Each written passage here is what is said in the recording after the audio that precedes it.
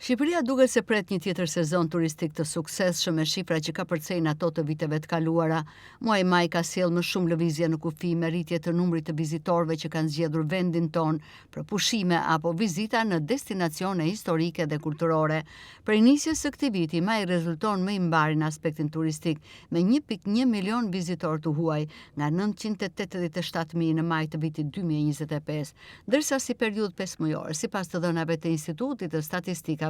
vendin e vizituan mbi 3.7 milion të huaj nga 3.4 milion vitin e kaluar. Prej vitesh Shqipëria është në kopertinat kryesore të revistave prestigjioze botrore, të cilat e konsiderojnë Bregdetin ton, Maldivet e Mesdheut, reklam që vendi i ka sjell miliona turist. Pjesa dërmuese e të huajve që vizitojnë Shqipërinë është nga Evropa e kryesisht nga shtetet fqinje, ndërsa në rritje është dhe numri pushuesve nga Shtetet e Bashkuara të Amerikës dhe Azia, Kosova, Maqedonia e Veriut, Greqia dhe Italia. Kosova, Maqedonia e Veriut, Greqia dhe Italia janë shtetet kryesore që duket se po mbajnë gjallë turizmin në vendin tonë. Në këtë 5 mujor, vendi është vizituar nga 1.2 milion shqiptar të Kosovës, ndjekur nga 464.000 italian, 298.000 persona nga Maqedonia e Veriut, apo 290.000 shtetas nga Greqia, e më pas Malizi me 284.000 vizitor, pra rreth 2.6 milion të huaj nga janari deri në fund të majit ishin nga fqinjët, ose rreth 74% të totalit të huajve që erdhën në këtë periudhë në Shqipëri.